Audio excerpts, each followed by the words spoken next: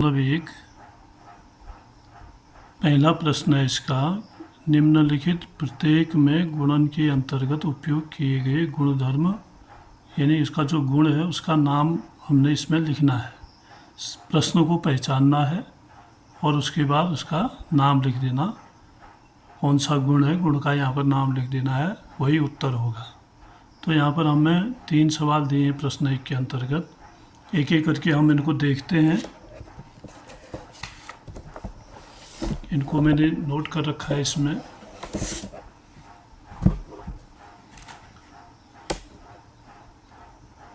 तो अब पहला प्रश्न है, ऋण 4/5 गुणा 1 बराबर 1 गुणा, अब ब्रैकेट के अंदर दिया है ऋण 4/5 और इसका जो आंसर है वो ऋण 4/5 इसके बराबर होगा। तो यहाँ पर हम देख रहे हैं ऋण 4/5। अब यहाँ पर ऋण 4/5 को 1 से हमने गुणा करना है। हम जानते हैं किसी संख्या को हम 1 से गुणा करते हैं तो उसका आंसर वही संख्या होती है, और यहाँ भी वही है, केवल ब्रैकेट के अंदर दिया है और 1 से गुणा करना है, इसका मतलब भी वही होगा। यानी ऋण 4/5 गुणा 1 करने पर 1 से हम ऋण 4 को गुणा करेंगे तो ऋण 4 ही आएगा और नीचे 5 इसका हर है। और ऐसा ही इसमें भी होगा। अब 1 पहले दिया है, 1 यहाँ पर पहले दिया है, 1 गुणा ऋण 4/5 करेंगे तो 1 चौको 4 ऋण 4/5। यानी ये एक इस तरह की संख्या है कि इससे हम किसी को भी गुणा करें तो उसका मान जो है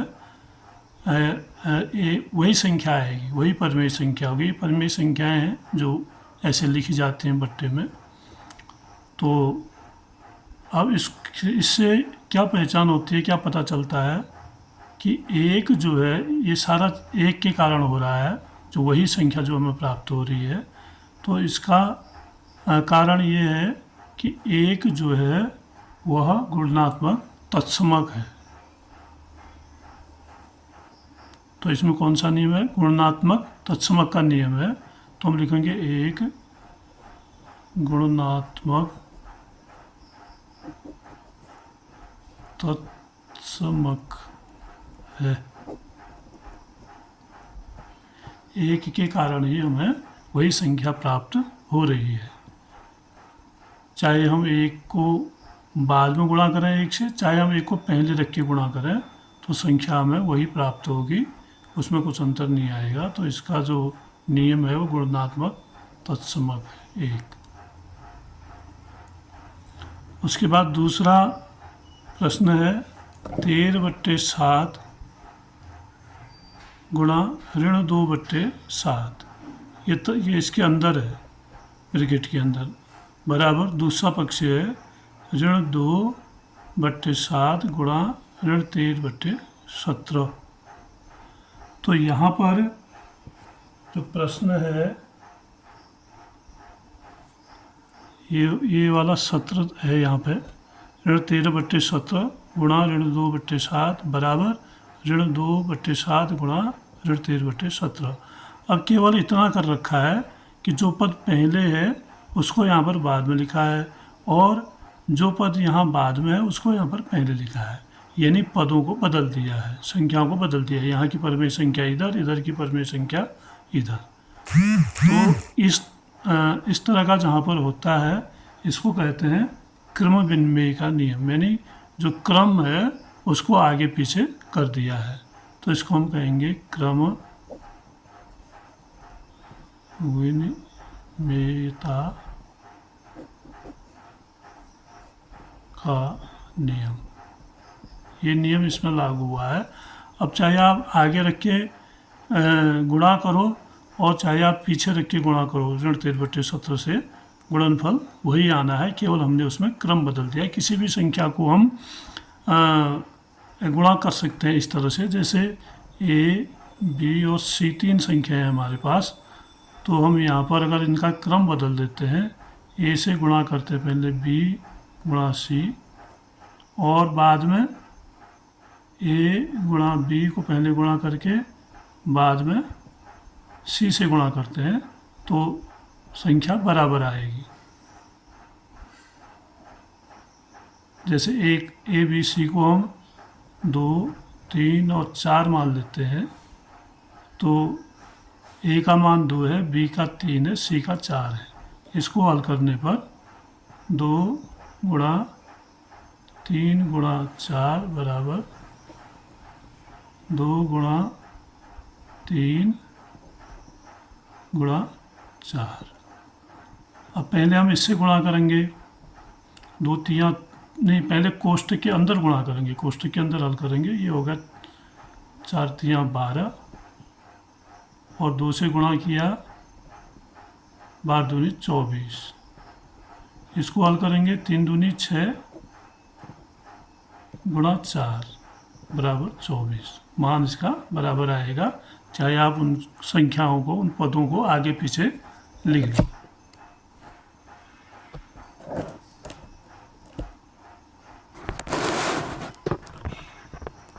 अब दिख रहा होगा। इसके बाद अगली संख्या है ऋण 19/29 गुणा 29/19 बराबर 1। अब यहाँ पर संख्याओं को बदल दिया गया है और इनका मान जो है 1 आना है। अब इसको अगर हम हल करते हैं,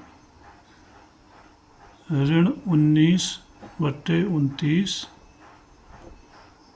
को गुणा करते हैं 29/19। हम इनको काट देंगे, 29 से 29 एक बार कटेगा और ऋण 19 से ऋण 19 एक बार कटेगा।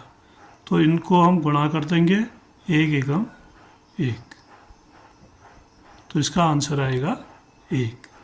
तो ये जो है जब इस तरह का होता है तो ये जो है गुणात्मक प्रतिलोम है इसका। ये ऋण 19 यानी इसको उल्टा कर दिया गया है और इसका मान 1 आ रहा है, तो ये गुणात्मक प्रतिलोम है। इस नियम को कहते हैं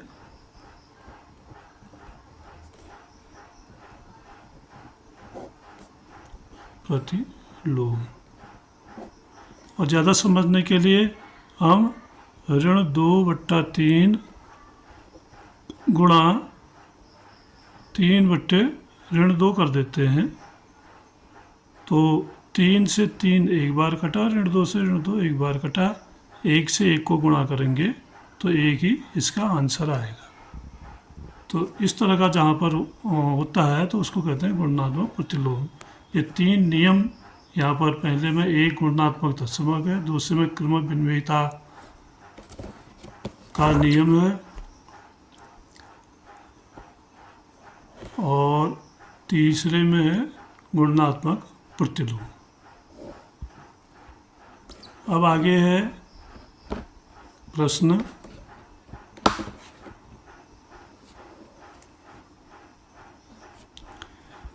बताइए कौन से गुणधर्म की सहायता से आप 1/3 गुणा ब्रैकेट के अंदर 6 गुणा 4/3 को 1/3 गुणा 6 और ब्रैकेट के बाहर गुणा 4/3 के रूप में अभिकलन करते हैं।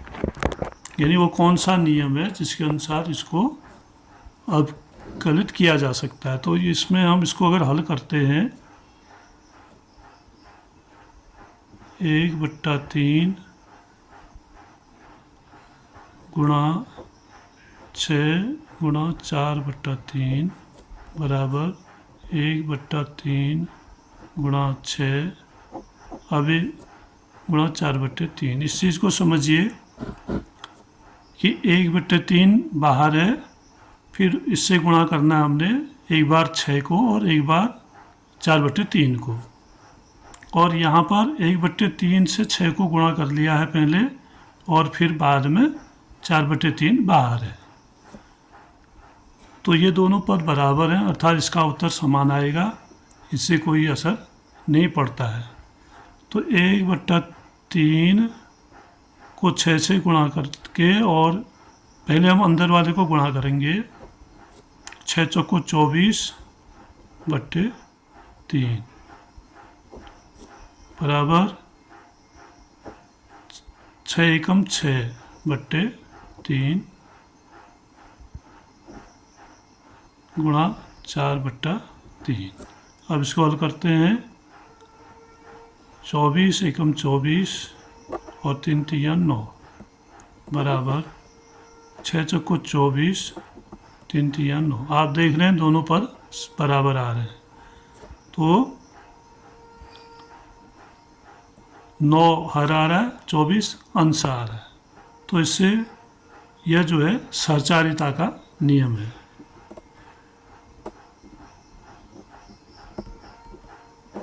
सहचारिता का के नियम से यह संभव होता है। ये इसका उत्तर है।